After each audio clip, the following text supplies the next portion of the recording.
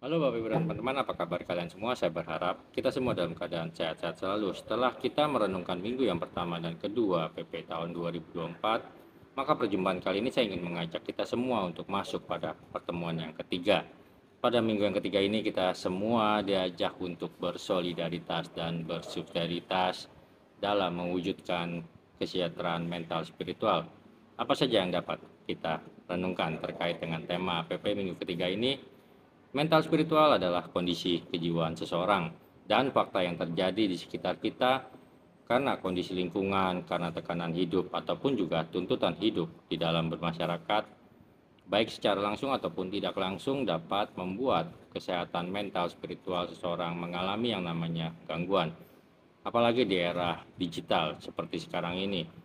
Informasi yang begitu cepat, penggunaan media sosial yang kurang tepat, banyaknya berita-berita hoax yang beredar ataupun berita-berita provokasi, atau mungkin juga penggunaan gadget yang berlebihan menyebabkan kita kecanduan gadget.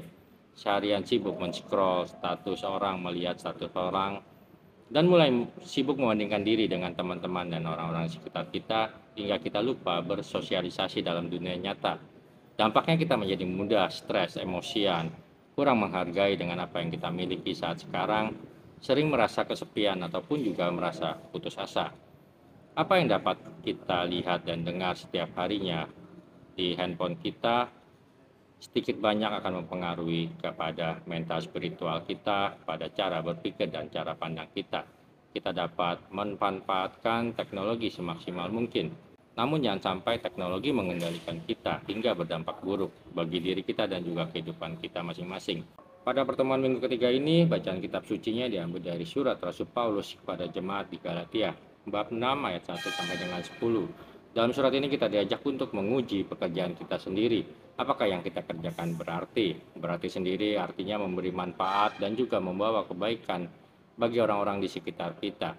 Ada orang yang menganggap dirinya penting dan berarti, padahal ia sama sekali tidak berarti.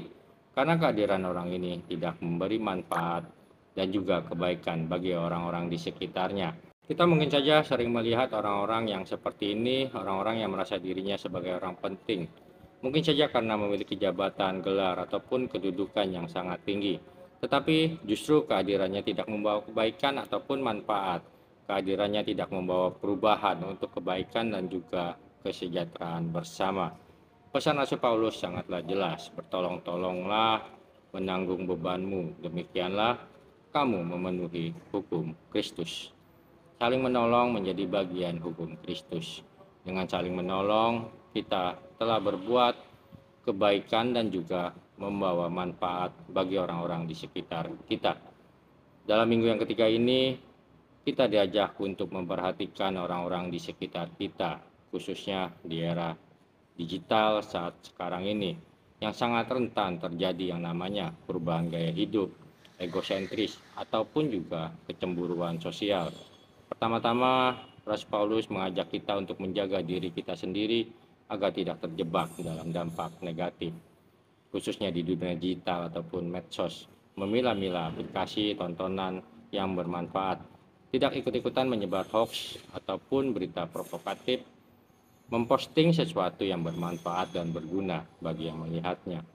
Dan yang kedua, kita diajak untuk membangun budaya peduli pada sesama kita, memberi perhatian dan melibatkan diri secara nyata, saling berbagi kebaikan untuk membawa perubahan hidup yang bermanfaat bagi kita, bagi masyarakat kita, demi tercapainya kesejahteraan bersama. Semoga renungan singkat ini bermanfaat. Jangan lupa untuk terus berbagi informasi-informasi yang berguna untuk orang-orang di sekitar kita.